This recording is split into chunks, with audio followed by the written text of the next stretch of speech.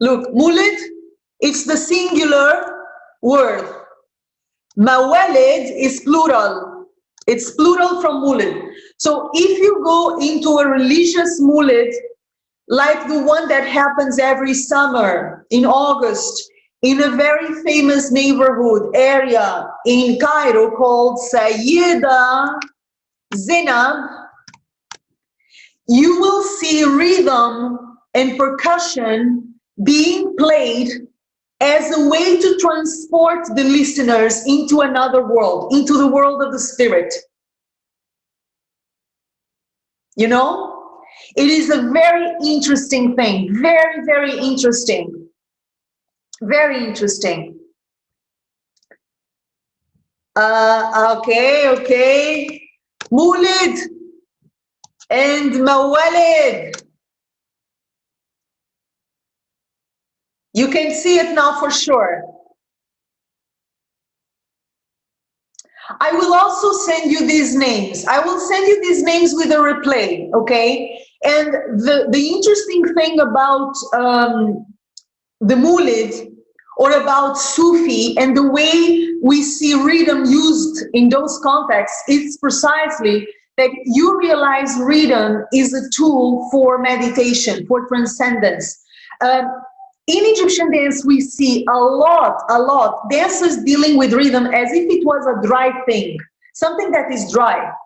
Dum tak tak tak tak, dum tak tak tak tak, dry. There is no emotion, there is no spirit, there is no breath, there is no elevation, and that's not correct, man. That is just not how rhythm should be used. And if you observe how rhythm is used in Egyptian culture, you will see that it has a very specific function that most dancers don't know about, of transporting us into another world. The rhythm is used not only to move us in physical terms, but also to move us in spiritual terms. It is a very important thing to know. So when you're doing a Majansé, which is your signature opening, you need to make an impression. You need to make impact. Malfouf helps you do that impact. And it puts you in the mood to enter and kill it. Create mazeg, mood. Yalla, oppa. It brings the mood up. You understand? This is why. It's not because someone decided. It's because it has this effect. Very good.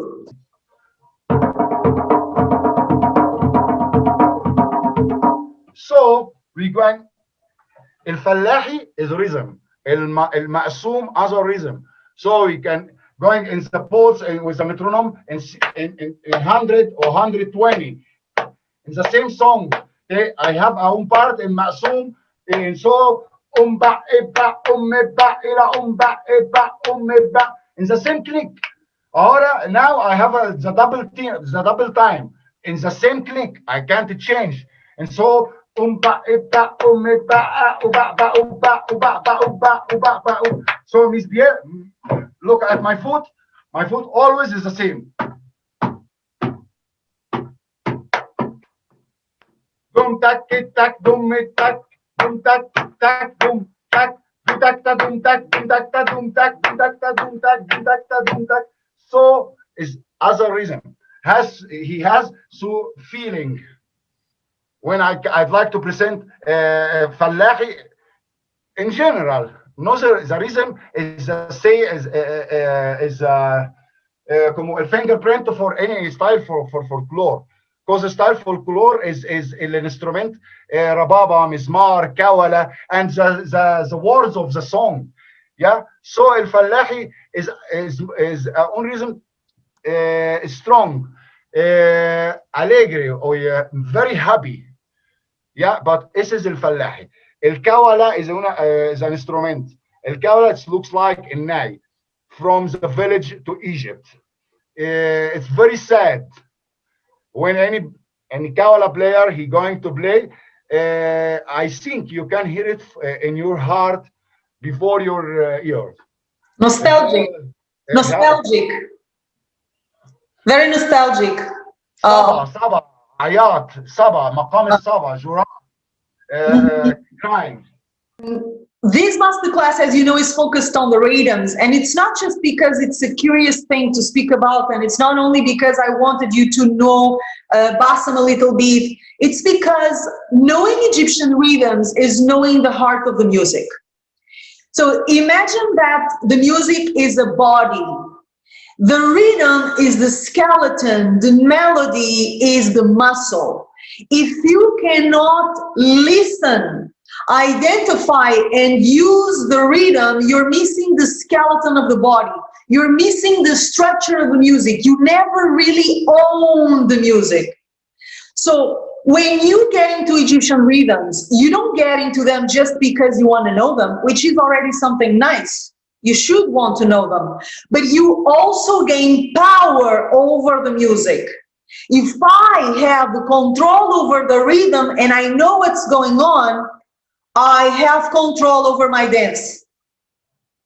I have self-confidence because I am owning the floor upon which the melody is going to go. If I don't have control over the rhythm, if I don't know what's going on, I will not be the strong dancer I could be. Never, never, ain't gonna happen. And when I say knowing the rhythm, it's not necessarily knowing all the names. You know, Bassem was telling us, Egyptian dancers, they have it in the blood. Yani, what does this mean? They listen to a rhythm, they may not know the name, but they know how to dance it. Yeah. And they say, okay, Yani, for what? Why do I need to know the name? I need to listen and I know what to do. This is the most important thing, right? As a foreign dancer, you need to know what to do with the rhythm, for sure. But I also think it's nice if you know the name. I also think it's nice if you know the structure. Where is the doom? Where is the tag? Where is the silence? What is the mood of that particular rhythm? El mazeg. What is the mood? What is the feeling? What is asked of me when I listen to Falahi? What is asked of me when I listen to Maksub or Wahda Kibira? What am I being asked to do from that specific rhythm? If you don't know this, you can never develop fully as a dancer. Not on a high level, not on an interesting artistic level. I mean, you know, you can do Egyptian dance like gymnastics. It's okay. But if you want to take it like an art form, there is no way around. You have to know the heart of the music. The percussion, the melody. How does the rig sound? How does the ney sound? How does the kawala sound? How does the kamanga sound, the violin? How does the anum sound? What each instrument tells me? How is this speaking to me? You know, if you don't know how to deal with the music from this proximity, so close, there is a level of your dance that you will never develop. Never. And it's a shame because it's so beautiful. And then you really get into the art. Art. Not just a hagaba, something, it's art, okay? So it's super important. He said, now, Joanna, we have to learn how we can listen for the Egyptian music. Because for me, the Egyptian belly dancer is a director of the orchestra. Her body is his own orchestra. So you have to know everything from the percussion, and then you have to you have to be friend with all of the instrument. الكولة الناي because the كولة or ناي or oud, he can touch some part in my heart, but the other person is other thing. But all of these feelings is feeling from our heart. So is muy importante. It's muy, very important. Let's hear the music and listen for the music. And something more important, very important also is we don't are in the competition. It's just feelings from your heart, 100%. I will test it, or guest or the public, we can test it. So be yourself when you dance. You have to take classes where a lot of profis, maestros, but in the finally, when you dance, is something for you and for everyone you like him. But say, something I'd like to be happy with my dance, something like this. And in the beginning, you in the first, you have to be happy when you dance. This is why, you know, when I train dancers, and I train dancers from all the world, and they want to become professionals, I tell them, you must work for respect, not for fame. Because when you work for respect, when you respect yourself, you respect your musicians, you respect your art, the fame comes after that. But you want to be known because you're an artist. You don't want to be known because you were in a scandal or in a discotheque or you're showing your breasts. That's not why you want to be known. You want to be known because you're good, because you're the best at what you do, because people respect you. You don't want to be famous just because, you know, but that's a subject for for another. Okay,